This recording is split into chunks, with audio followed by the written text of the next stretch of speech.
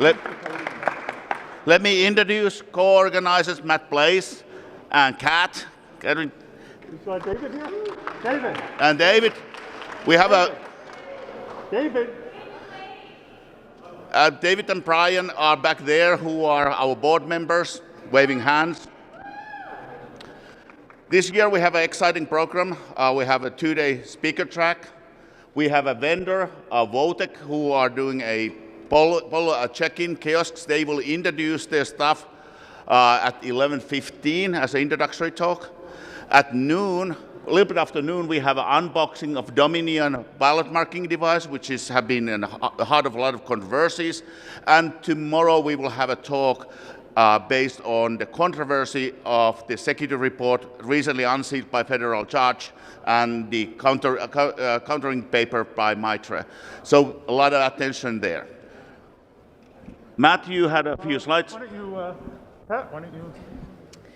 Hi, everybody. My name is Kat. I am the co-organizer of the Voting Village. I wanted to thank you all so much for being here. Thank you. As Harri said, woo! Give it up for Kat. It's also my birthday tomorrow, just so everybody knows. They're going to kill me for saying that. So I'm really excited to be here. It's quadrupled in size from last year, so we're really, really proud of what we've accomplished. We have a number of incredible panels, speakers. We have workshops. We have an incredible voting systems manufacturer that's here that Harri said. We've put a lot of work into it. This year we have countless volunteers. We have so many people that stepped up and so many people that care about democracy and that care about making it safer and care about preserving election integrity. And it's amazing how many, true patriots are in this room that want to make a difference. And it's an honor to be a part of this. And I feel blessed to be amongst such incredibly brilliant minds. So thank you so much. Thank you for this opportunity. And I really hope that you all enjoy or at least learn something or question something while you're here at the Village this year. Thanks, Kat. So I'm Matt Blaze. I'm one of the co-founders of the Village, along with Harri. So the Voting Village has evolved. We got our start after the Digital Millennium Copyright Act had an exemption passed that allowed for good faith security research that would otherwise have been illegal, allowing us to reverse engineer and take apart and find security vulnerabilities in, among other things, voting equipment. So we started out by buying as many surplus voting machines as we could find, putting them in a room and letting the DEF CON community loose on them. We are continuing to do that. As you can see, we've got voting machines all over the room. Feel free to break them. Just do it in interesting ways and tell us about it. And try to, more importantly, try to understand how they work. We have become kind of the preeminent event for helping technical experts learn about the problems and solutions in elections and how to have high integrity elections and how to separate BS from legitimate concerns. And I have a couple of slides that I want to put up just to kind of give a sense of how this world is, what the problems in this world are. There are two truths in voting, and they're both true. And they're unsatisfying by themselves. The first is that there are, in fact, as you will see here, genuine, serious vulnerabilities in parts of US election infrastructure that, under some circumstances, if they're exploited, could alter election outcomes or could be used to alter election outcomes. That's irrefutably possible in some circumstances.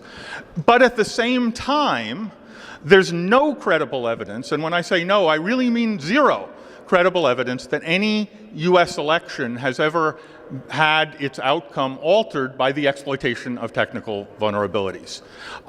So how do we square those two things? Now, it's certainly logically possible for both of them to be true, but which one you want to emphasize tends to depend on how happy you are with the results of some election.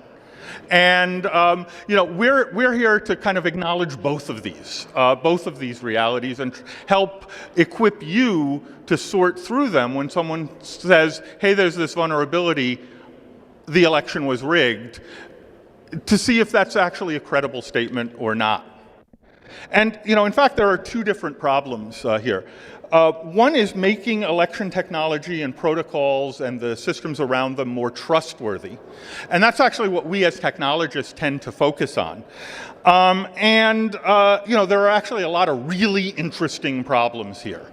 And we've actually made significant progress on them over the last decade. It's really amazing how much progress we've made on this. But there's a second problem, which is increasing public confidence in election outcomes to go along with the improvements that have been made in how trustworthy they are. And sometimes these two are at odds, because in order to make progress on the technology, we have to expose the problems. So putting that into context is one of our big problems here. And you might recall that some of the things from the voting village were pointed to by people who doubted the outcome of both the 2016 and 2020 elections. So, in fact, the stakes are kind of high. This was people who didn't believe in election outcomes held a little riot in Washington a couple of years ago, and, people died. And our democracy could have actually potentially fallen as a result of this. So what does this look like? Well, here's the first problem. Technology has become, and automation has become absolutely essential to the conduct of elections in most of the US. You can't hold an election without computers. And as we all know, computers, and particularly large-scale software-based systems, are inherently unreliable and untrustworthy. So one question is, how do we manage the fact that there may be flaws in the technology that we use to hold elections, and some of those flaws, if the system isn't designed well, could end up being fatal to our ability to know who won.